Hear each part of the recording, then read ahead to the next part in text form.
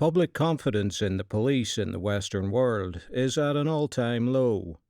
Some say that the proliferation of cell phones and the internet age is responsible, highlighting very rare excesses. Others say that the excesses are far from rare and are getting worse. Judging by some of the specimens appearing in uniform on internet videos and the excesses that have been recorded, it seems hard to argue that police aren't in crisis. London's Metropolitan Police are high on the list of forces that have seen a sharp decline in public confidence. One of many notorious incidents that has damaged their reputation came, somewhat ironically, on April Fool's Day 2009, with the death of a totally innocent civilian, Ian Tomlinson. Tomlinson was born in Derbyshire and moved to London aged 17 to take up work as a scaffolder.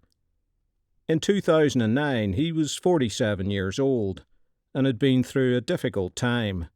With 2 failed marriages and 9 children and stepchildren, he had faced a long battle with alcoholism that had seen him spend periods homeless. At the time, he was staying in the Lindsay Hotel, a homeless shelter on Lindsay Street, in the City of London.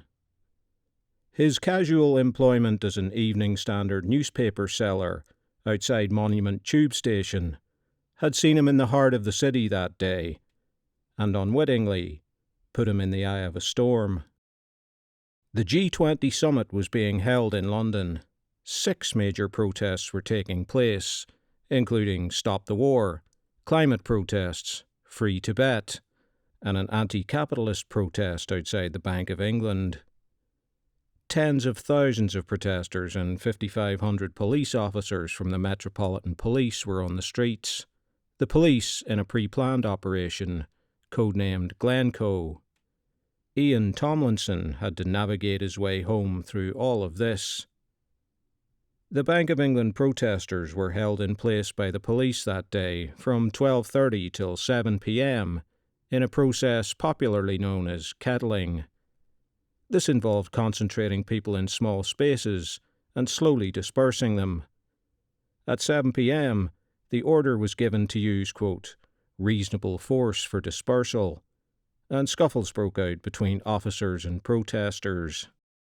Tomlinson had several encounters with police on his ill-fated trip home. Having left the newspaper stand around 7 p.m., he was sighted on Lombard Street by an eyewitness, Ross Hardy. Hardy said that Tomlinson, who he noted appeared drunk, would not move along and was nudged by a police van in the legs before being forcibly moved by 4 officers. The Guardian newspaper captured 3 images of this encounter. It seems clear at this point the police had him pegged as a protester, simply because of where he was. Proceeding to King William Street, Ian walked straight into the police kettle at the Bank of England. Doubling back, he tried to circumvent via Change Alley, but only encountered more cordons. Forced back onto Lombard Street, he eventually reached Cornhill at around 7:15 p.m. In attempting to use a pedestrian precinct, Royal Exchange Passage, he found another police cordon at the northern end. He had to walk back down Royal Exchange, where minutes earlier there had been a violent confrontation involving police and protesters. The area had been reinforced with officers from the Territorial Support Group, essentially the Metropolitan Police Riot Squad, although they are not acknowledged as such. The unit did not, and does not, have a good reputation. It seems that around 7:15 p.m, officers had their eye on Tomlinson. He was bitten by a police dog and followed by officers who were ordering him to leave the area. However, Tomlinson protested that he was just trying to get home. Videos by The Guardian and Channel 4 News showed an officer suddenly lunge at Ian, striking him across the legs with a baton and pushing him to the ground. Eyewitnesses reported that he hit his head on the ground as he fell. He can be seen on the video complaining to the police as he was helped up by a protester. After a short walk, during which he appeared groggy and off-colour. Ian Tomlinson collapsed on the ground. An ITV photographer and a medical student attempted to give assistance, but were chased off by the police. Their own medics then gave assistance, but it was too late. Ian was pronounced dead on arrival at the hospital. 4 hours later, at 11:36 p.m, the Met Police issued a statement in which they claimed that officers came under attack while assisting Tomlinson, a claim that was palpably false. The claim was repeated by the Evening Standard the following day, adding in bricks and planks of wood for good measure.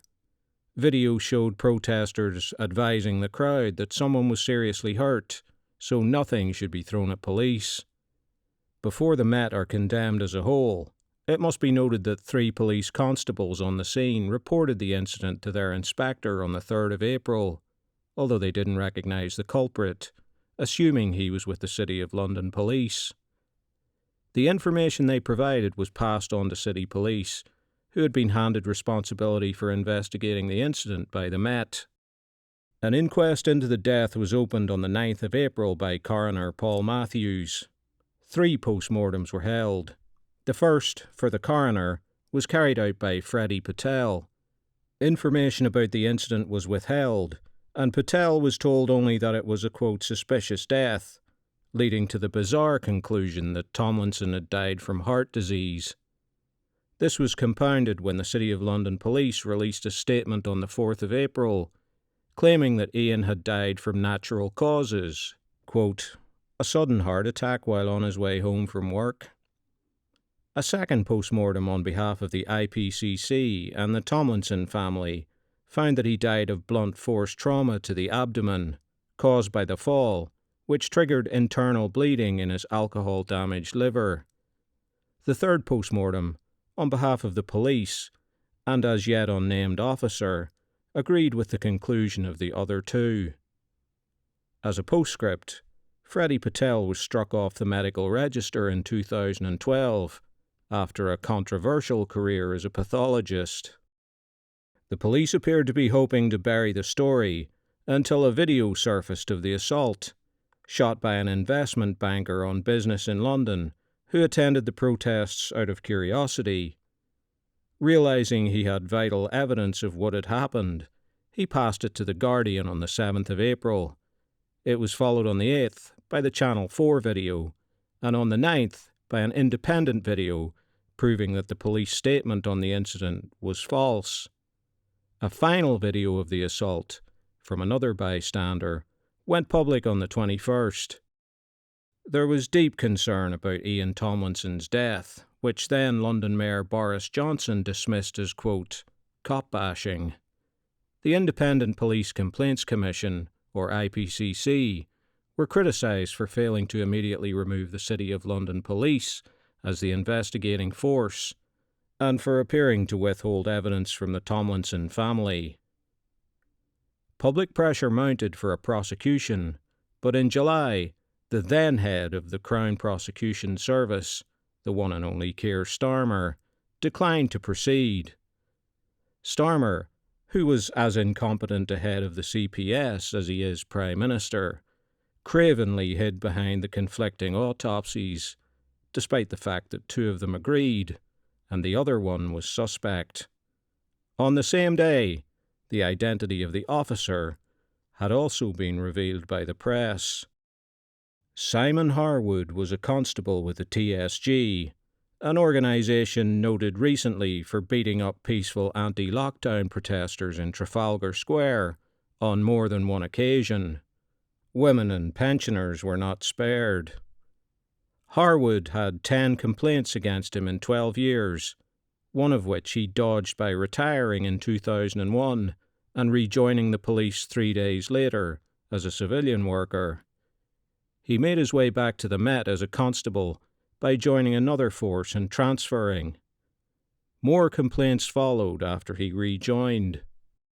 On the day of the incident, Harwood had removed his shoulder number and pulled a balaclava over his lower face. It would be the inquest, reopened in March 2011, that would finally bring some sort of action. Medical witnesses discounted the heart attack theory and confirmed that internal bleeding from the assault was the cause of death. Harwood gave evidence for 3 days, during which it was revealed that he had initiated many other confrontations on the 1st of April. He also fabricated a heroic story about himself before admitting it was untrue. In relation to Tomlinson, he said, "He just looked as if he was going to stay where he was forever and was almost inviting physical confrontation in terms of being moved on." Harwood admitted his assault on Tomlinson was without warning.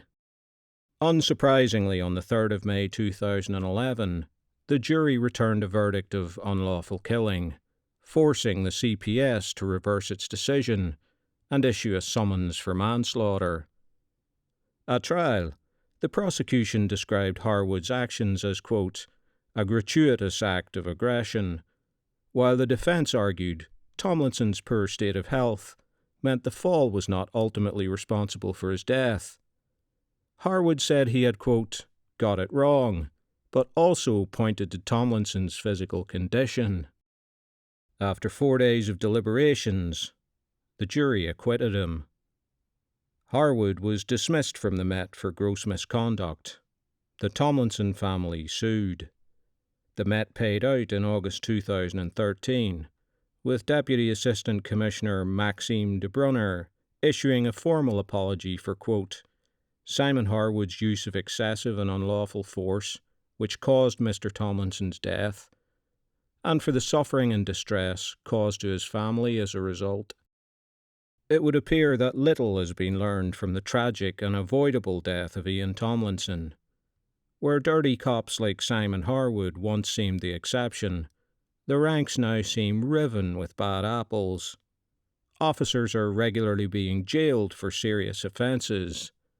Forces are obsessed with boutique political issues and are largely uninterested in everyday crime. Totally unsuitable and even dangerous people are being hired en masse. People who either think or are being taught that the public are the enemy and that harassing and depriving them of their rights is a sport. Policing can only ever exist with the consent of the people. Almost everyone accepts the principle of policing, but fewer people than ever accept the police.